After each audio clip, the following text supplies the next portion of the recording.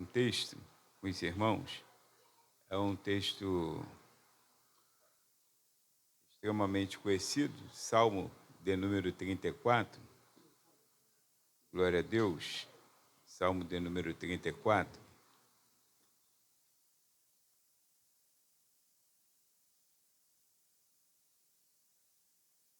Onde a palavra do Senhor,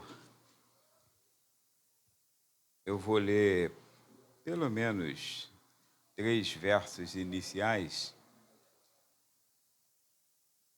e depois nós, na medida da necessidade, faremos menção dos demais versos que forem precisos.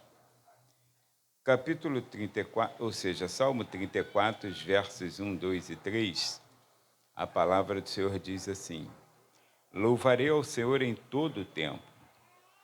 O seu louvor estará continuamente na minha boca. A minha alma se gloriará no Senhor. Os mansos o ouvirão e se alegrarão.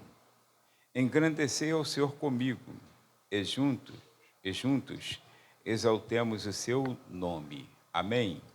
Pai, em nome de Jesus, obrigado por esta oportunidade, Deus, que temos de ler a Tua palavra mais uma vez neste ambiente de culto, de adoração à Tua Majestade Santa. Obrigado pelas vidas que ouvem a Tua palavra nesta hora. Obrigado pelo Teu bondoso Espírito Santo, que está sempre disposto a nos ensinar através do dom da palavra, da sabedoria e do conhecimento, e sempre trazendo a revelação que é necessária ao momento. Pois assim, ó Deus, estou pondo-me em Tuas mãos e pedindo, ó Pai querido, que eu seja apenas um instrumento Teu neste momento. Assim, ó Deus, que sejamos edificados, exortados e consolados com esta boa palavra, em o nome de Jesus. Amém. A igreja se assente, as crianças sobem, não é isso? As crianças sobem. As crianças visitantes também sobem, isso. Meus irmãos, nós temos um salmo que ele começa, e sempre que eu falo sobre esse Salmo 34, não tem como nós não lembrarmos ou não conduzirmos a igreja o contexto histórico, né?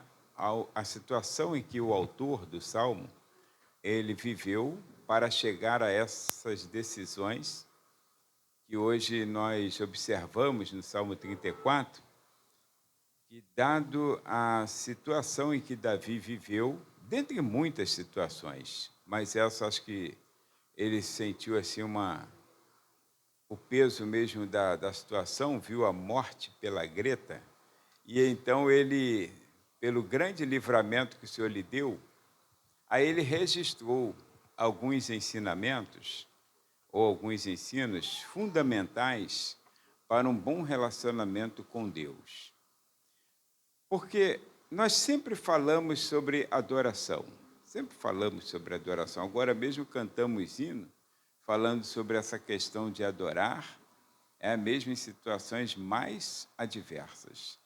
Mesmo que me falte isso ou falte aquilo, eu vou adorar, vou louvar ao Senhor. E nós, às vezes, irmãos, nós somos muito assim implacáveis em pedir. Pedir, nós somos implacáveis. Já alguém atestou que cerca de 95% das nossas orações é petição.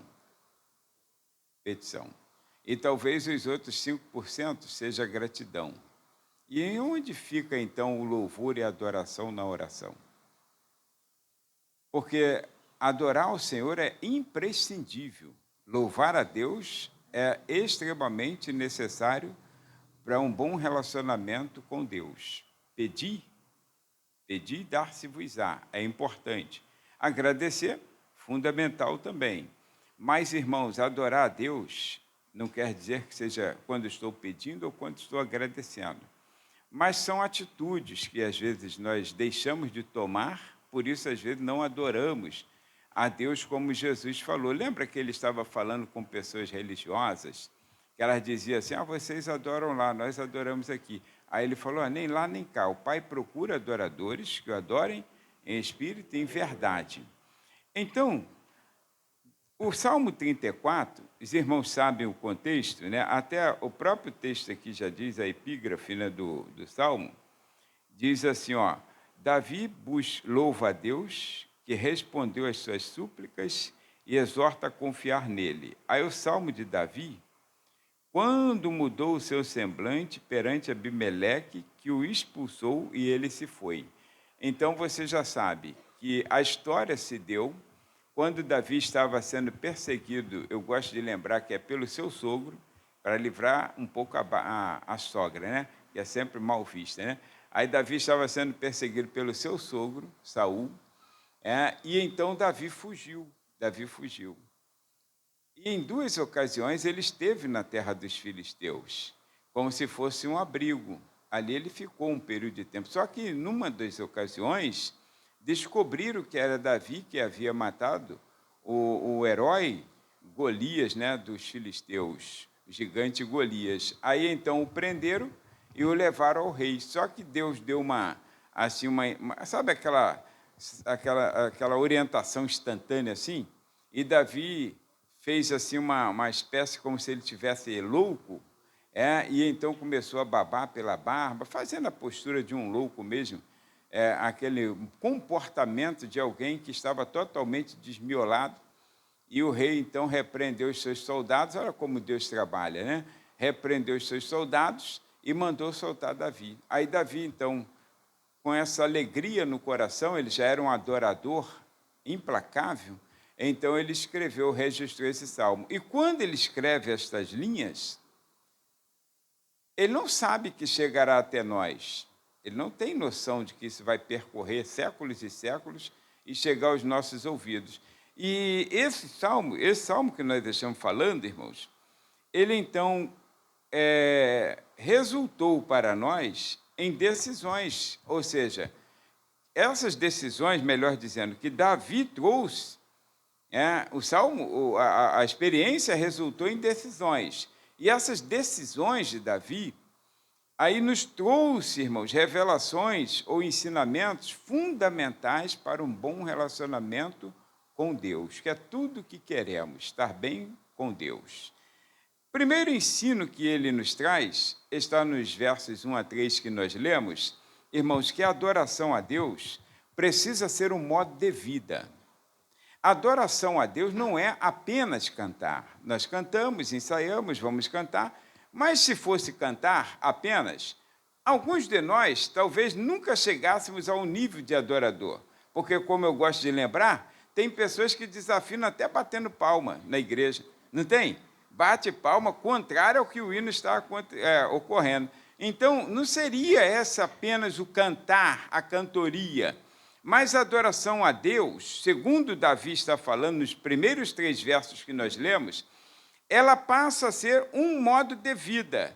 É quando ele, então, no verso número 1, ele fala assim, eu louvarei o Senhor em todo tempo, essa versão que nós lemos. A versão NVI, nova versão internacional, aí diz em qualquer circunstância. Ou seja, aí entra o que nós acabamos de cantar aqui, os varões, que em qualquer circunstância eu louvarei ao Senhor. Então, quando ele diz isso, ele está falando em todo tempo, isso está mostrando, irmãos, que é um modo de vida. Eu não posso cantar 24 horas. Quem é que aguenta cantar 24 horas? Nem a cigarra canta 24 horas. Então, dizem que ela canta até morrer, né? Mas não 24 horas consecutivas. Então, olha, quando nós adoramos ao Senhor, não é a cantoria, mas é um modo de vida, ou seja, o meu comportamento, a minha forma de andar, a minha forma de vestir, a minha forma de falar, o meu olhar, tudo isso exalta louvores ao Deus Altíssimo. Quer dizer, mesmo que eu não esteja abrindo a boca, você sabe que uma pessoa que ela é muda e surda, ela pode adorar o Senhor. Você sabe disso, que ela pode adorar. Então, mesmo assim, nós entendemos que essa adoração, primeiro, Davi está nos mostrando, quando ele fala assim, louvarei ao Senhor em todo tempo. Ele está, então, entendendo que é modo de vida e não cantoria. Não cantoria. Aliás, a Bíblia não diz que Davi ele cantava, a Bíblia diz que ele tocava instrumento, dedilhava lá a sua harpa. Agora, não diz que ele era afinado, diz que ele era afinado. Tinha cantores no templo. Davi não era cantor, Davi era rei, mas ele tocava instrumento. Provavelmente era afinado também, já que tinha ouvido para música. Então, a gente entende que ele podia cantar. Mas meu pai, por exemplo, tinha ouvido para música, mas não cantava. Era ruim, né, para cantar? Era ruim para cantar. Para tocar instrumento, uma beleza. Mas quando ele cismava de cantar e tocar, aí estragava o coreto. Então, quer dizer, já está na glória, eu posso falar, né? Então, já está com Jesus. Agora, irmãos, então, em todo tempo, é modo de vida. Modo de vida. Todos nós aqui, todos nós, independente da faixa etária, podemos e devemos ser adoradores em potencial. A forma como nós nos comportamos, tanto aqui dentro, quanto lá fora, quanto em casa, quanto no trabalho, na rua, na vizinhança, isso vai redundar em louvores a Deus Altíssimo. Você sabe, nós já citamos aqui, que é o caso de Mateus capítulo 6, versículos 13 a 16, quando Jesus fala que se nós nos comportarmos bem, né, como sal e luz, aí então os homens verão as nossas boas obras e louvarão a Deus que está no céu. Então, aí o verso de número 2... ele nos dá uma coisa interessante, irmãos, que a adoração a Deus precisa ser o modo de vida, e em todo tempo, em toda circunstância, e ela precisa de quê? Motivos. Ele diz assim, a minha alma se gloriará no Senhor. Quer dizer, minha alma se gloriará porque Deus fez maravilhas. Lembra quando tem um salmo que diz assim, grandes coisas fez o Senhor por nós e por isso estamos alegres. A alegria é uma constante na vida do cristão. Mas quando Deus faz alguma coisa extraordinária, aí a alegria aumenta exponencialmente em nossas vidas. Então, eu tenho que ter motivos para adorar a Deus. E todos nós aqui, irmãos, de alguma maneira, como aqui o Rogério Caldas falou, nós temos algum motivo, irmãos. Aí vem o Rogério, fala uma coisa, vem o outro, fala alguma coisa, a nossa irmã Rose, todos nós aqui, temos motivos para adorar a Deus. Você só precisa encontrar esses motivos. Que às vezes vem uma nuvem, por exemplo, o dia está ensolarado, vários dias ensolarado, você está achando feliz, está gostando, está curtindo esse sol, aí de repente vem um dia, assim, aquele dia que parece que não amanheceu, a noite só emendou, está escuro, totalmente escuro, aí você parece que esqueceu dos dias anteriores que estava ensolarado. Aí começa a resmungar, meu Deus, que dia é esse, né? Que dia é esse? É o dia que Jó nasceu, porque Jó amaldiçoou o dia que ele nasceu, né? Até eu já falei isso. É o dia que Jó nasceu. Aí, irmãos, você começa a ficar preocupado, esquece os dias bons que tiveram. Os dias bons e maus, eles sempre estarão conosco. Agora, irmãos, eu tenho motivos para adorar a Deus. Eu tenho motivos. Se eu for alinhar aqui os motivos, são muitos motivos para nós adorarmos a Deus. São muitos motivos que você tem para adorar o Senhor. Agora, uma outra coisa dentro desse perfil de a adoração ser o modo de vida, aí está no verso de número 3, porque ele disse assim, engrandecei ao Senhor comigo. Irmãos, esse modo de vida de adoração, o crente, como todo ser humano, o ser humano foi feito um ser gregário. Ele não foi feito para ficar sozinho, para viver sozinho, numa montanha, ser um eremita, nada disso, né? Um ermitão, nada disso. Ele foi feito para viver com outras pessoas. É o que chamamos de relacionamentos interpessoais. Eu preciso de você, você precisa de mim e nós precisamos de Jesus. Então, olha, compartilhado. Então, o meu modo de vida precisa ser compartilhado. A minha adoração precisa ser compartilhada. Por isso precisamos desse ambiente. Por isso precisamos ouvir coisas que nós já sabemos, mas que nos alimenta e que nos fortalece. e que nos induz para uma melhor maneira de adorar aquele que nos chamou para ser adoradores. Às vezes nós achamos que o nosso chamado, ele é um chamado, claro, tem chamados específicos, mas valorizamos mais o chamado específico, que é o chamado, foi chamado para ser um pregador, para ser um pastor, para ser um ensinador. Aí você supervaloriza esse chamado. Mas o chamado que todos nós tivemos antes de qualquer chamado específico foi o chamado para ser adorador. E adorador adora a Deus em qualquer circunstância. O caso que foi citado aqui de José, José aprendeu a ser um adorador. Então ele adorou em casa, adorou no trajeto, adorou lá na casa de Potifar, adorou na prisão, adorou no palácio. Morreu como adorador. Nasceu, viveu e morreu como adorador. Então, aí diz assim, engrandeceu o Senhor comigo. Irmãos, é compartilhado. A graça, o evangelho é compartilhado. Deus não nos salvou para sermos sós. Deus nos salvou para nós cantarmos glórias ao Senhor juntos. Olha, quando você vê uma situação de adoração na Bíblia, aí a palavra do Senhor diz assim, para os israelitas no passado, os hebreus, ainda não eram chamados israelitas, mas sim hebreus, para os hebreus, o Senhor falava assim, reúne a congregação. Aí quando estava todo mundo junto, eles cantavam altos louvores ao Senhor. Na igreja era a mesma coisa, todo mundo junto cantava altos louvores ao Senhor. Quando você chega no Apocalipse, irmãos, capítulo 4, aí onde a igreja é representada por João estando no céu, todos, tanto o Antigo Testamento quanto o Novo Testamento, todo o povo de Deus reunido estará adorando ao Senhor. Compartilhado. Então, esse modo de vida, porque tem gente que acredita numa mentira de Satanás e ele fica dizendo assim, Deus deu a vida a cada um para cada um cuidar da sua. Não. A vida do crente é compartilhada. O apóstolo Paulo, ensinando a igreja, falou que nós somos carta aberta e lida. Carta aberta, assim, para todo mundo poder conhecer nossa vida.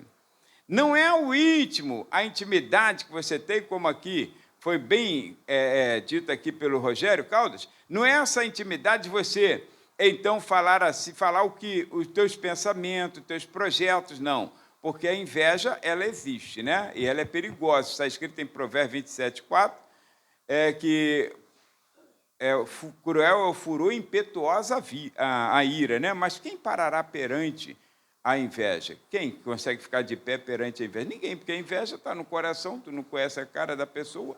A pessoa está falando contigo, pô, legal, poxa, muito bom você ter conquistado isso, mas por dentro está assim, mas era para ser meu esse lugar. Então, é assim que funciona, está escrito lá na palavra do Senhor, olha lá, cruel é o furor, impetuosa a ira, porque quando eu estou enfurecido, se eu tivesse, né?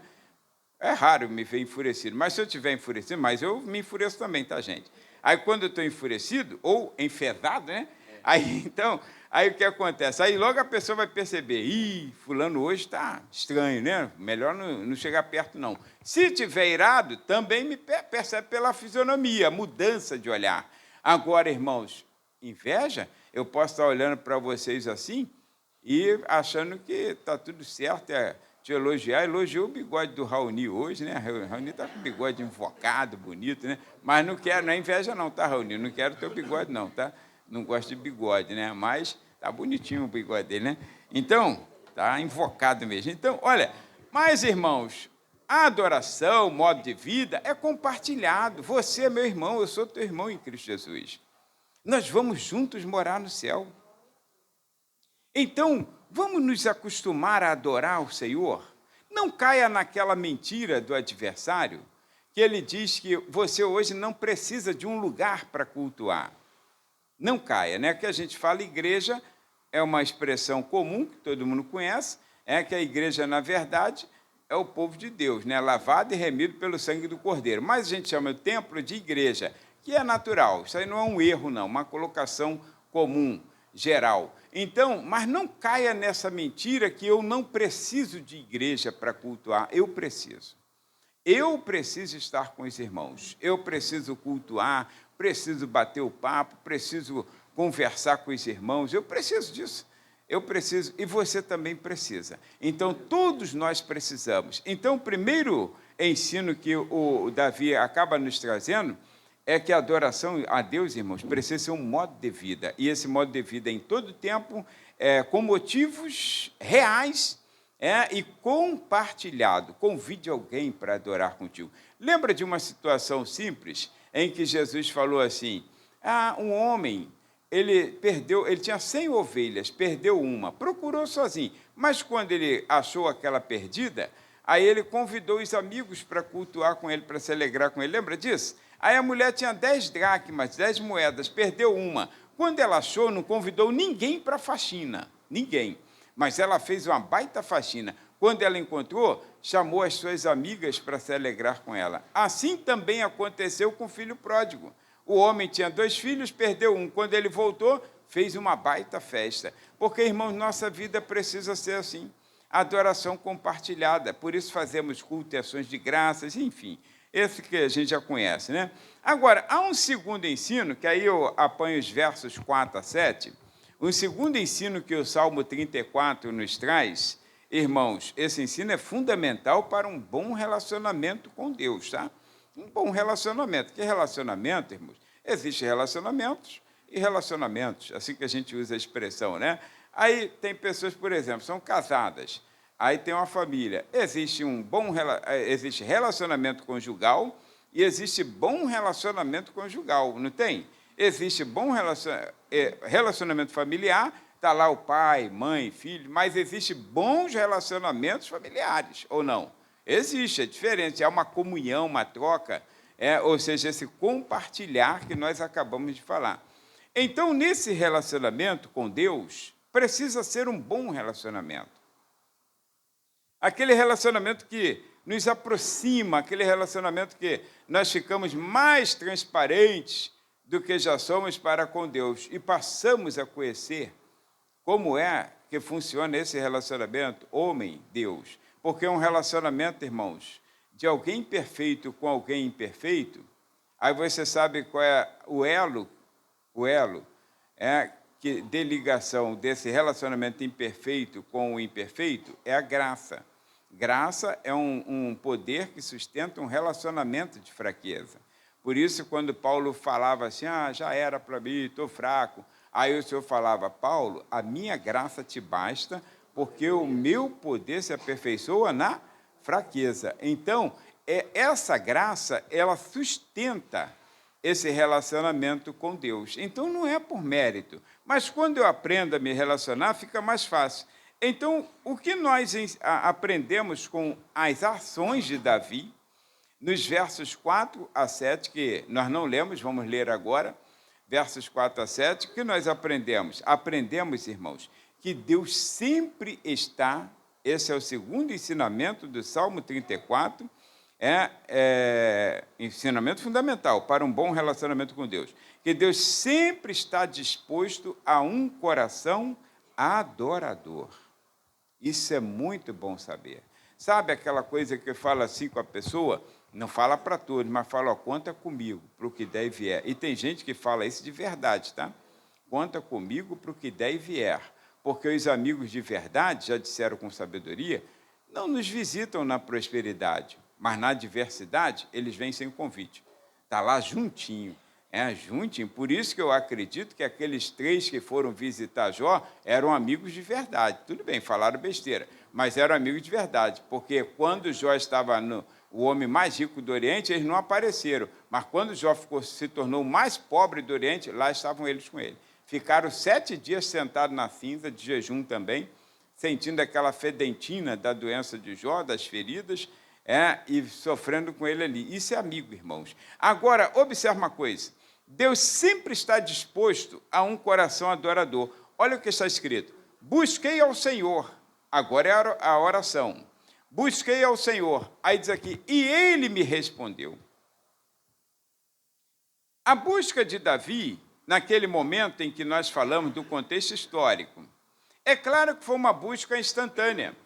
Era um momento de perigo, imagine, já fui agarrado, já fui preso, agora não tem mais como sair, já sabem quem eu sou, foi revelado, e então ele diz, não tem mais como sair. Não tem mesmo, humanamente falando, não tinha mais como ele escapar.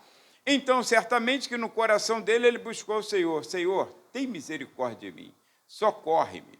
É a oração que foi feita, socorre-me. Aí ele diz assim, e ele me respondeu, irmãos, para Deus responder uma oração, tudo bem que ela foi instantânea e Deus a respondeu, mas a oração ela tem um peso em nossas vidas de uma vida contínua de comunhão com Deus. Então, quando eu faço uma oração que Deus responde instantaneamente, talvez não seja na verdade porque eu orei naquele momento, porque se fosse assim, o avião não caía, né? Todo mundo fala, meu Deus, me livre, e o avião cai. Então, olha, e ninguém usa a porta de emergência, até hoje. Aí o que acontece? Aí, olha, mas quando você está, e Deus te dá um livramento, Ele soma as tuas orações, que elas já estão guardadas, segundo as Escrituras, num odre, Deus as recebe e as guarda, e atende no momento oportuno. A palavra de Deus nos diz que Daniel recebeu a presença do anjo depois de 21 dias de oração. 21 dias de oração. E quando o anjo chega para ele, Gabriel, aí ele diz assim, Daniel, homem muito amado de Deus, desde o primeiro dia em que aplicaste a orar, a resposta já foi. Eu já fui enviado para te trazer essa resposta. Agora, você lembra que Daniel, ele... independente de circunstância, independente de risco ou não, porque Daniel tinha uma vida boa dentro do palácio, independente das provações, quantas vezes ele orava por dia? 3 vezes. 3 vezes ele se punha de joelhos na banda de Jerusalém, na sua janela, e orava ao Senhor. Ele não está em perigo, ele está morando no palácio, ele é um jovem, mas Deus vai recolhendo todas aquelas orações, aquelas petições, e no momento certo, Daniel vem só resolvendo. É como se você estivesse fazendo depósitos, uma capitalização, que você, dinheiro na mão é vendaval, aí você gasta tudo, aí você então, vou pegar uma renda aqui, aí então todo dia, todo mês eu vou depositar, ainda que seja pouco, mas depositou. Aí você vai depositando, deixando aquele pouquinho ali, um dia você pode precisar, não pode? Aí você tem um recurso ou não para apanhar? Então, aquele recurso te servirá. Às vezes, no momento, não, vou deixar aquilo lá esquecido lá. Aí, lá na frente, você apanha o recurso, lança a mão. Agora, quem não enviou recursos para lá, tem alguma coisa a apanhar? Não, aí ele vai na tua casa que você foi falar que tem. Por isso que não pode falar, né, Rogério? Aí vai na tua casa, vai bater na tua porta. Então, olha, oração é a mesma coisa, irmãos. A nossa vida é uma vida de oração. Aí todo dia a gente tem que orar, todo dia você tem que gastar tempo na oração, todo dia, seja durante o dia, seja pela madrugada. Como eu trabalho o dia inteirinho, aí eu prefiro a madrugada. Aí que a madrugada eu tenho tempo, tenho tempo, estou dormindo, tenho tempo para acordar e orar. Agora, durante o dia, como é que eu vou sair do meu trabalho e orar? Não tenho a função de Daniel, servidor público? Aí não tem como. Aí agora, irmãos, quando você vai orar, aí então Deus recolhe a tua oração, seja de 10, de 15, de 30 minutos, você está depositando, assim como o jejum. Aí então você leva aquilo a Deus, Ele guarda, não que eu esteja precisando para agora, mas eu estou pedindo, eu estou clamando, estou pedindo pelos outros, né? E pedir pelos outros é um dos segredos de você nunca ter falta, tá? Nunca ter falta, nunca. Dificilmente eu peço por mim. Peço sim, para o Senhor me curar, me guardar, me livrar, mas dificilmente eu peço alguma coisa para mim. Eu peço para os outros, porque eu pedindo para vocês, com certeza Deus cuidará daquilo que eu preciso. Então, olha, aí, esse coração adorador, ele diz assim, irmão, Deus está sempre disposto a atender, sempre, sempre. Deus não resiste a um coração contrito, a alguém que ora. A oração ela é fundamental. Orar sem cessar, orar sem desanimar, foi a história que Jesus contou em Lucas capítulo 18, versículo 1. Contou uma parábola, uma história, uma metáfora sobre a necessidade ou obrigação de orar sem cessar. Está lá, o dever de orar sem nunca desfalecer. Agora, volta para lá, por favor. Aí, então, o verso de número 5, aí ele diz assim, olha, irmãos, olharam para ele e foram iluminados, os seus rostos não ficarão confundidos. Verso 6, ele diz assim: clamou este pobre. Ele não se sente o cara. Ele sabe que ele depende inteiramente de Deus. Quer interromper a sua oração? Tem várias coisas que interrompem a oração, inclusive um mau relacionamento, principalmente conjugal, ou qualquer outro, sabia? Que diz assim que quando você trouxe a tua oferta, está adorando, aí então você traz a tua oferta para adorar, aí o Senhor fala assim: mas se você lembrar que tem alguma coisa contra alguém, ou alguém contra ti, deixa a tua oferta, vai lá, se conserta e volta, entrega a tua oferta. E Pedro ensinou que um mau relacionamento, irmãos, do esposo com a esposa, interrompe as orações. Então, para ver como nós temos que ter um bom relacionamento, é fundamental para nossas vidas aqui na terra. Aí observa, olha, clamou este pobre, ele diz, e o Senhor ouviu. Ele está falando no momento daquela angústia. Não tenho mais expectativa de vida. Eu clamei, e claro, em silêncio, que ele não ia gritar ali para os soldados. Não, ele clamou, aí o Senhor ouviu e o salvou de todas as suas angústias. Aí agora lembra todas as situações adversas e o Senhor dá livramento. E o verso 7 que está escrito aqui, irmãos, que é o que eu estou dizendo aqui, Deus está disposto, sempre disposto a um coração adorador. O anjo do Senhor acampa-se ao redor dos que o temem e os livra. Crente nunca anda sozinho. Quando você é um adorador, Deus está sempre disposto a um coração adorador. Onde quer que você vá, seja para um lugar tranquilo, seja para um lugar perigoso, o Senhor dará ordem a seus anjos para te guardarem, para não tropeçarem em pedra alguma.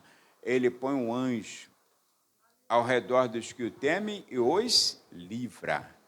Então, irmãos, seja um adorador. Seja um adorador. Olha o Salmo 34, que Deus está nos mostrando, e é algo que a gente já conhece, Salmo 34. Agora, e esse versículo, então, esse verso, então, todo mundo conhecia esse verso ou não? Eu tirei ele várias vezes na caixinha de promessa, quando era garoto. Várias vezes. O anjo do Senhor acampa-se ao redor dos que o temem e os livra. Então, várias vezes. E eu não sabia que era tanta verdade assim, mas que eu precisaria ser um adorador. Porque dos que o temem, o temor do Senhor, irmãos, é desviar-se do mal. Não é só o princípio da sabedoria, é desviar-se do mal. Quer ter um bom relacionamento com Deus? Desvia-se do mal. Desvia-se do mal. Não dá para entender como uma pessoa diz que ela é adoradora do Senhor e não se desvia do mal, ela vive na prática do mal, seja no falar mal, seja no caluniar pessoas, seja em qualquer outra situação, na profanação, no modo de falar, no modo de vestir. Irmãos, somos adoradores. E sabe, às vezes com tantas falhas, né, e regiões diferentes do nosso Brasil, há uma palavra aqui que talvez seja, vamos dizer, seja um palavrão, lá em outro estado talvez seja algo normal. Mas eu não vou para outro estado com alguma coisa que eu acho que é palavrão e usar lá porque lá é normal. Não. Aí, se lá for alguma coisa normal ele trazer para cá, ele tem que se policiar também. Opa, aqui é diferente, né, o negócio, né? Então, olha, o apóstolo Paulo dizia assim para nós, irmãos, não saia da vossa boca nenhuma palavra torpe.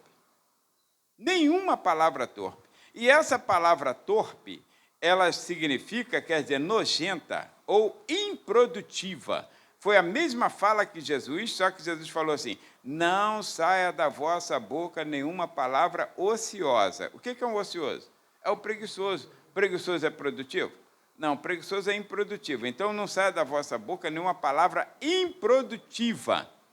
Improdutiva, porque se eu sou um cristão, a minha boca, irmãos, ela precisa ser direcionada a Deus e os louvores do Senhor. Então, não tem como eu ser uma coisa... Hoje aqui eu falo de uma forma diferente, lá fora eu estou xingando palavrões, mandando pessoas para o inferno, nada disso. Então, fazendo aquelas coisas que a gente às vezes vê aí, a pessoa está nervosinha, aí começa a xingar A, xinga B, e depois quer se desculpar com a igreja. Não, negativo. Irmãos, a vida de um adorador tem que ser completa. E o Deus está sempre disposto a um coração adorador. Se você fizer a tua parte, eu tenho certeza que ele manterá a dele e vai te guardar. Agora, o terceiro ensino, irmãos, está no verso de número 8.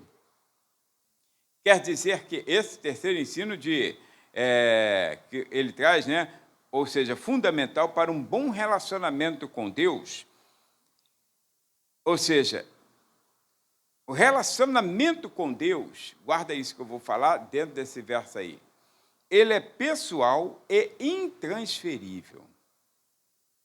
Não tem como outra pessoa ter esse relacionamento por mim. Não tem. E tem crente que acha que pode andar na garupa dos outros. Não. Você tem que ter o teu relacionamento com Deus, a tua experiência com Deus. Você precisa experimentar Deus. Aí, então, ele disse assim, provai, olha só, provai, e vede que o Senhor é bom. A Nova Versão Internacional é uma versão que eu não gosto de usar no culto, mas ela é interessante, tá? A Nova Versão Internacional, ela diz assim, traduzindo para facilitar, procure descobrir por você mesmo como o Senhor Deus é bom. Então, o que eu digo ali, nessa versão, provai e vede que o Senhor é bom, aí ele diz assim, para traduzir e melhorar a fala para a gente, ele diz assim, procure por você mesmo. Não importa a faixa etária, não importa. Tem pessoas que têm experiência com Deus ainda na infância, como aconteceu com Samuel. O Senhor o chamou ainda criança, ele não entendia bulufas do que estava acontecendo, ele ia para o sacerdote Eli, aí falou, o senhor me chamou? Aí Eli, não te chamei não. Ele já está um velho meio esbagaçado, né? Não está igual o pastor Domingos, não. Aí está um velho esbagaçado, né? Aí o que aconteceu? Aí ele foi lá, aí vai dormir, menino, não te chamei não. Aí de novo o Senhor chama o nome dele, aquele louvor que as crianças cantaram, a nova geração, aí uma geração que depois Saul, aí que ungiu Samuel, aí Deus estava preparando ele, menino ainda. Aí o Senhor chamou, aí quando chamou a segunda vez, ele falou, olha, se chamar de novo, você fala assim, fala, Senhor, que o teu servo ouve. Ali foi a primeira experiência de Samuel com Deus. Porque até então ele tinha uma experiência. Ele tinha uma experiência de um milagre que ocorreu, porque a mamãe dele não podia gerar filhos, né? E ele foi um filho gerado de uma pessoa que não podia, foi um milagre. Então ele tinha uma experiência com Deus. Agora, através da sua mãe. Agora, a experiência pessoal foi a primeira que ele teve. Daquela experiência, ele teve várias outras, porque ele nunca abriu mão de ter experiência, de provar e ver que o Senhor é bom. Problemas de muitos de nós é que nós acomodamos com a experiência do outro. Nós acomodamos com a experiência do outro. O Senhor curou fulano. O Senhor deu uma bênção ao fulano. O Senhor deu outra bênção para o outro. Tudo bem, alegrai-vos com os que se alegram, chorais com os que choram. E, em vez de chorar, é melhor se alegrar. Agora, você tem que ter a tua experiência com Deus. Então, o texto está querendo dizer, literalmente, procure por você mesmo. Experimentar ou conhecer que Deus é bom. Senão você vai passar a vida toda cristã na garupa de alguém. Meu Deus, Deus é maravilhoso, né? Deus é maravilhoso. Quando eles falam assim, quem está de fora, grandes coisas fez o Senhor a eles, por isso eles estão alegres. Mas eles falaram, grandes coisas o Senhor fez por nós, por isso estamos alegres. Eu tenho que ter a minha experiência com Deus. Então, essa verdade, esse ensino, que é o relacionamento de Deus, irmãos, é pessoal e intransferível. Eu tenho o meu relacionamento com Deus. Daniel tinha o dele, Ananias tinha o dele, Misael tinha o dele, e o outro era quem mesmo? Azarias, né? Tinha o dele. Então, que depois foram chamados de Sadraque, Mesaque, Abednego e Daniel de Beltesazar, né? Então, 4 elementos, mas cada um tinha a sua experiência com Deus. Eles sabiam o que Deus podia fazer pela vida deles. Dos 12 discípulos que o Senhor chamou, destacou, que os discípulos são muitos, tá? Mas dos 12 que ele destacou para o apostolado, com uma chamada específica de apóstolo, de missionário. Apóstolo é missionário, é enviado com uma missão. Aí, desse que ele destacou, irmãos, dos 12, cada um teve que ter a sua experiência. Cada um teve que ter a sua experiência. Uns tiveram a experiência mais aprofundada e outros mais superficiais, a ponto de Judas vender a Jesus, mas tu teve experiência com Deus. Todos eles tinham. Então, o próprio Jesus, ele tinha experiência dele pessoal com o Pai.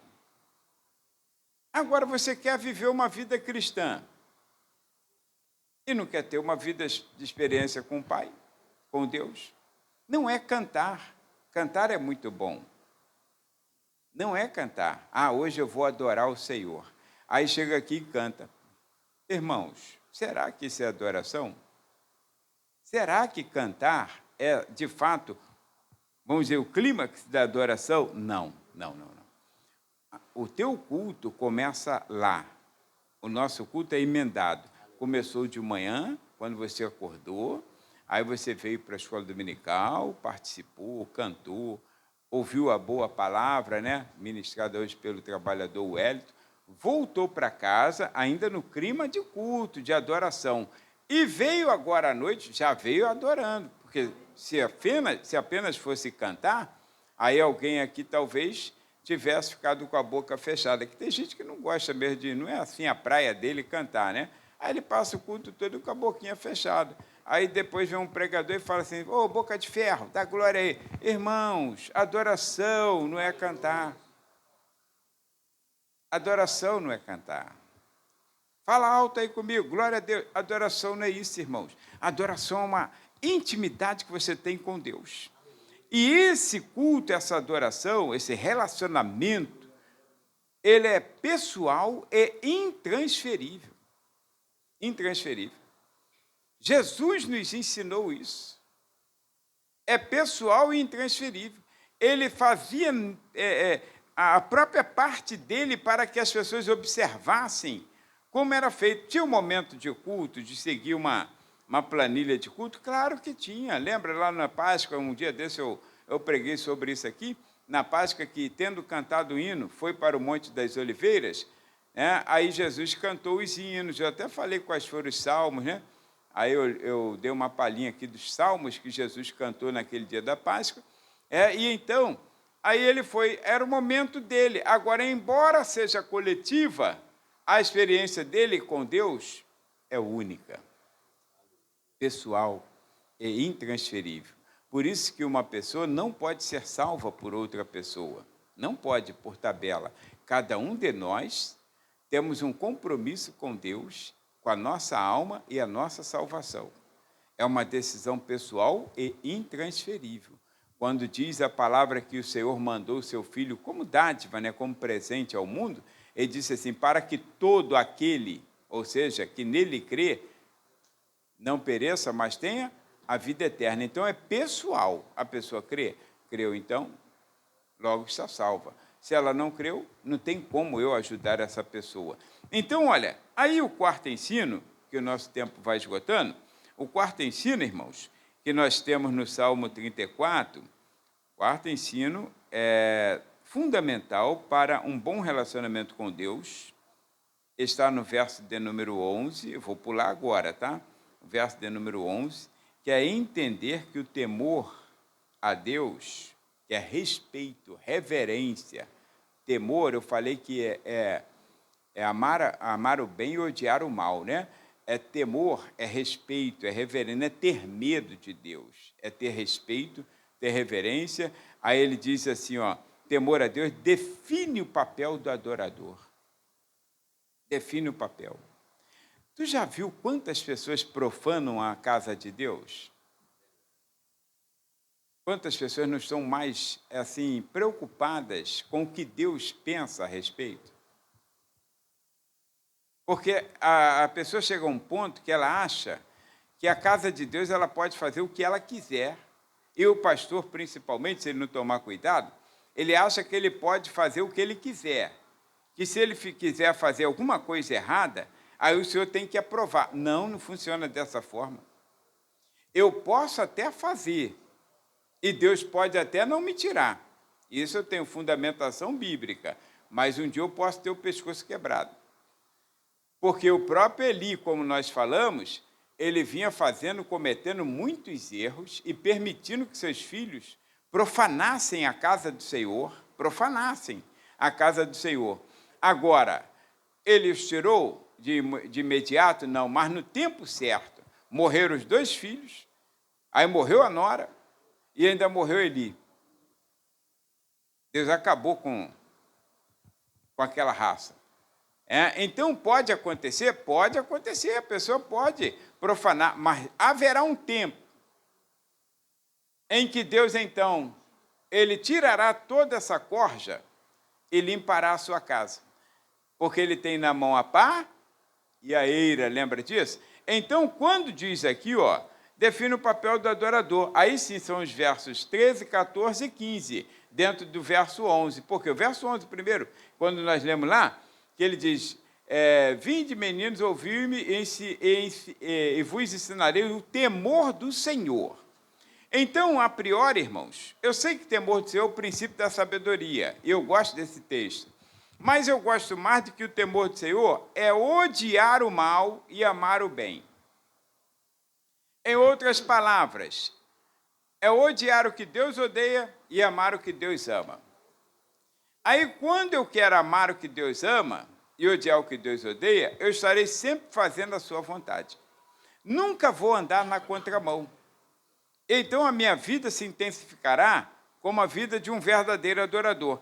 Aí, o verso de número 13, vamos pular o 12, verso de número 13, diz-nos aqui, irmãos, o papel do adorador. Vamos definir, então, segundo as Escrituras, esse respeito, essa reverência.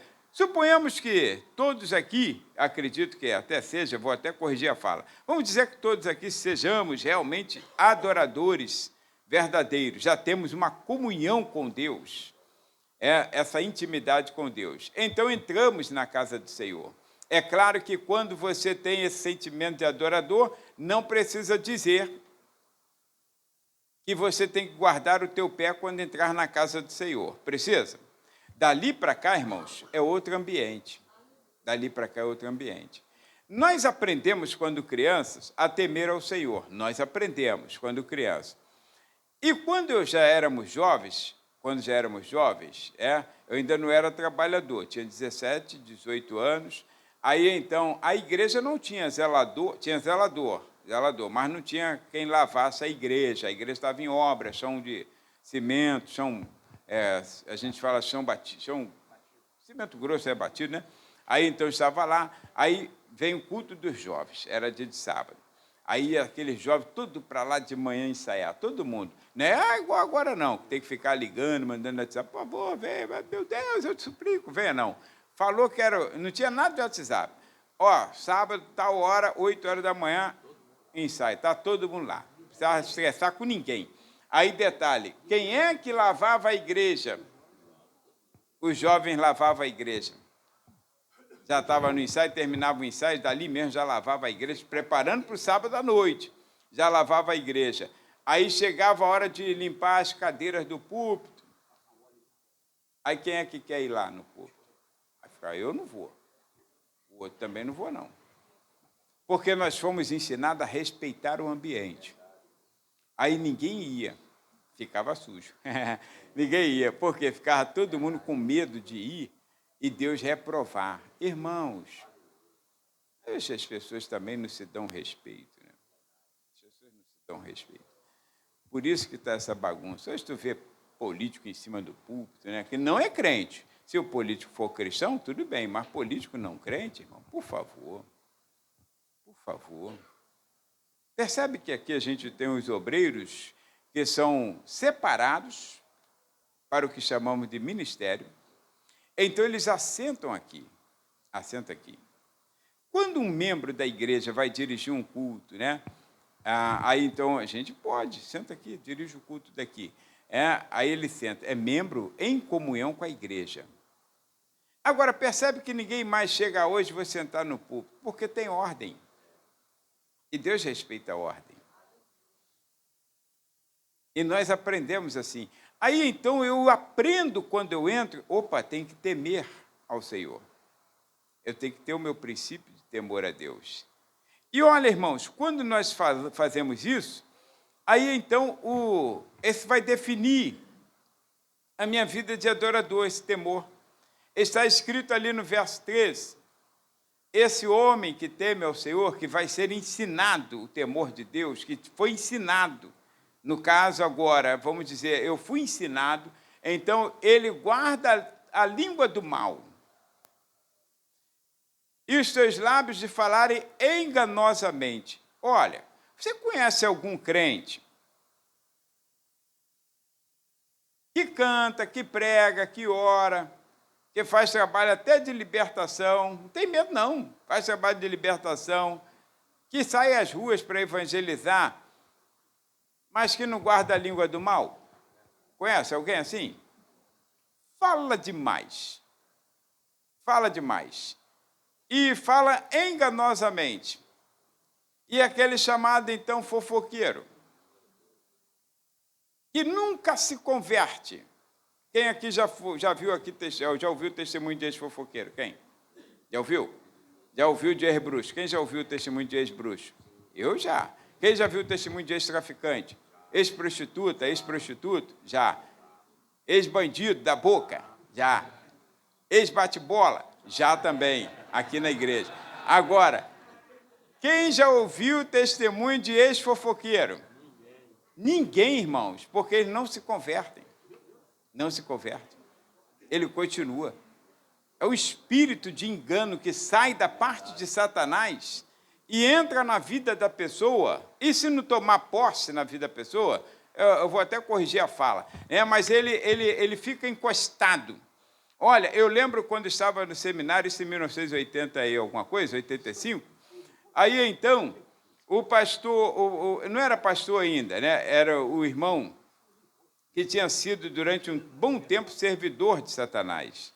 E ele se converteu ao evangelho dentro, lá da casa de Satanás, onde ele servia. Acredita nisso? O Senhor o salvou lá, que tinha uma Bíblia acorrentada, aí ele conseguiu lá abrir aquele cadeado e ler a Bíblia, e o Senhor falou com ele lá dentro, e tirou.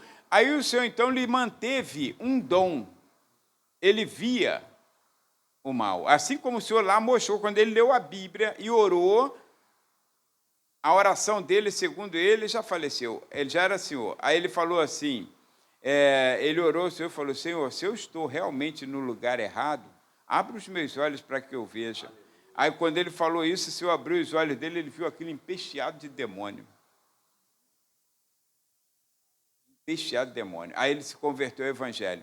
Aí, um dia, ele estava conversando com uma pessoa, um irmão.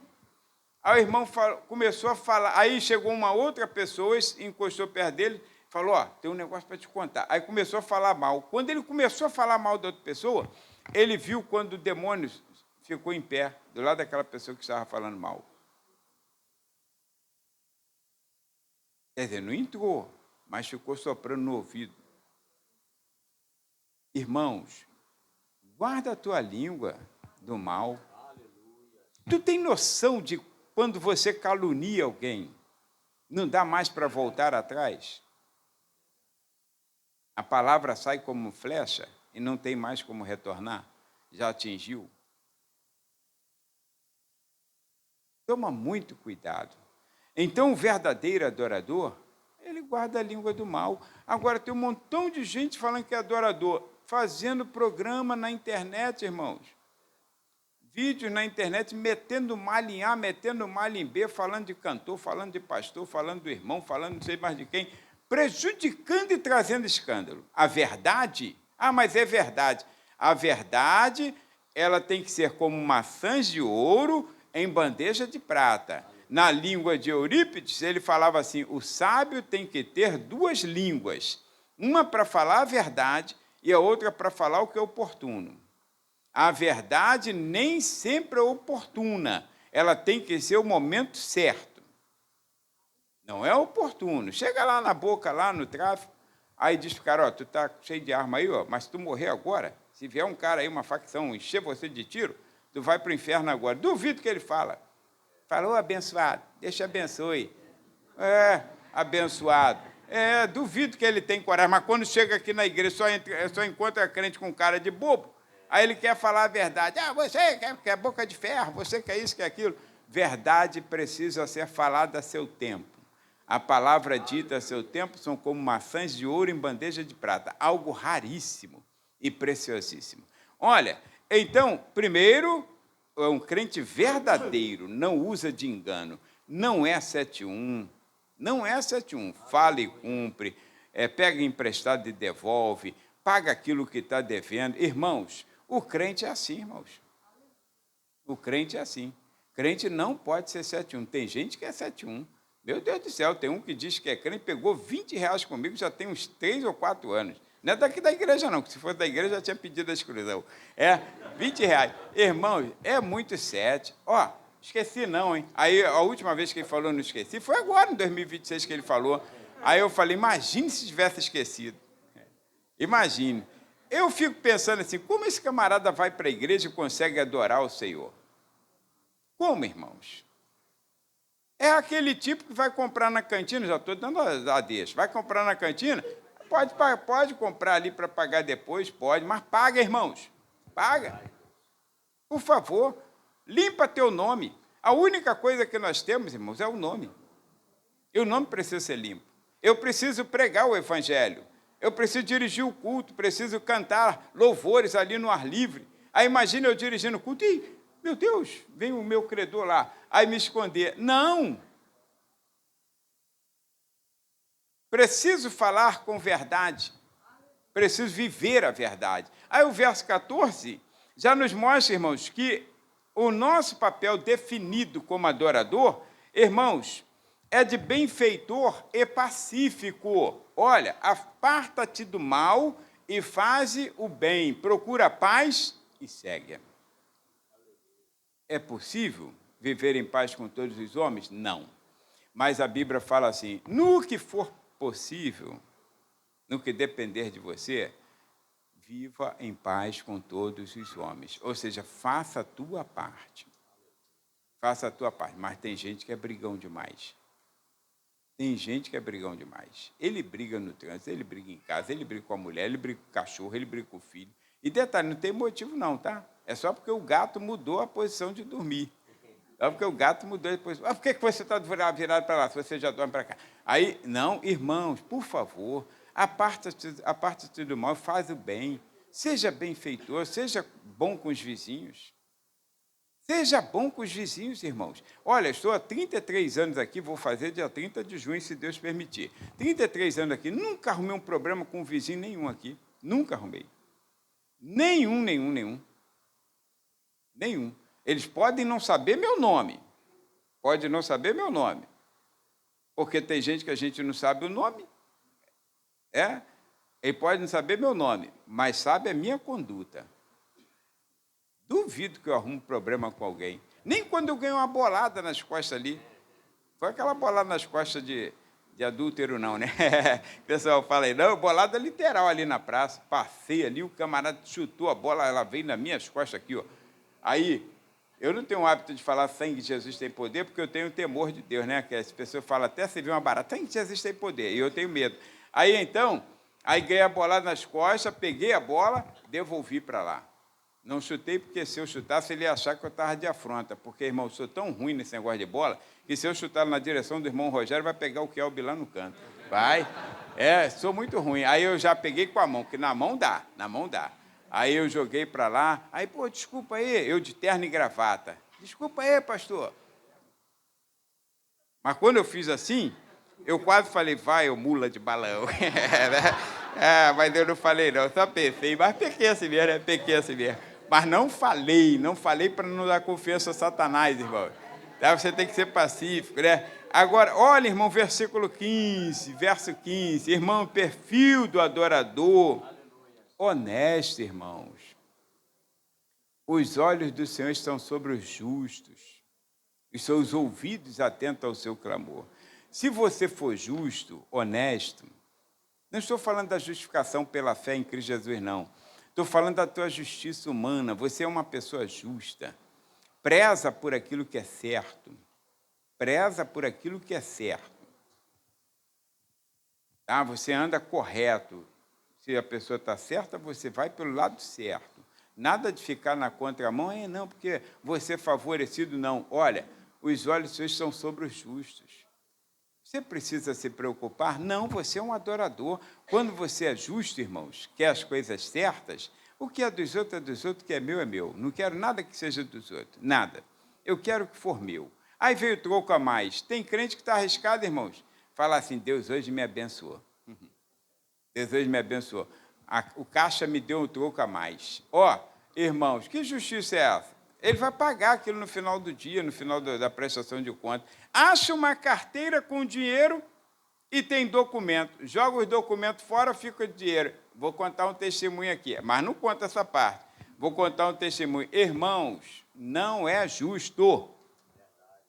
Não é justo. Achou sem documento? Guarda o dinheiro, não gasta logo, porque pode aparecer alguém e falar assim, ô caramba, perdi R$300 hoje, e foi o que você achou. Aí você, mesmo que você não saiba, que ele fala assim, estava em nota de 50 ou de 100, não importa. Se falou, perdi R$300, eu vou falar assim, automaticamente eu achei, e vou dar os R$300. Pode ser até a pessoa errada, mas ela perdeu, opa, então é dela. Agora, não vou gastar logo. Agora, irmãos, achou com documento? Que é isso, meu irmão? Que é isso? Que crente é esse? Aí depois quer a proteção de Deus, quer que Deus ouça a oração. Sabe o que Deus vai falar contigo? Ô, safado, 7-1. É pilantra, né? Você está devendo a pessoa. Irmãos, o Senhor é contigo, por onde quer que você for. Tema a Deus, seja honesto. Por último, para a gente encerrar. Aí então diz assim, ó, o quinto ensino. Agora eu não vou ler os versos, porque seria dos versos 16 ao 22 para finalizar o salmo. Mas você lê depois. Por último, irmãos, o quinto ensino fundamental para um bom relacionamento com Deus.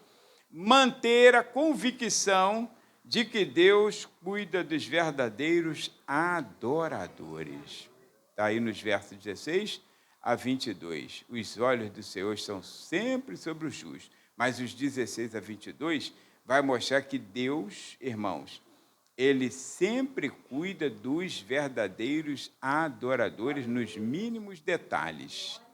Então, fica com essa palavra por hoje e saia daquela perfil de adorador assim superficial, se aprofunda, seja um verdadeiro adorador que adore o Senhor em espírito e em verdade. Amém? Deus te abençoe.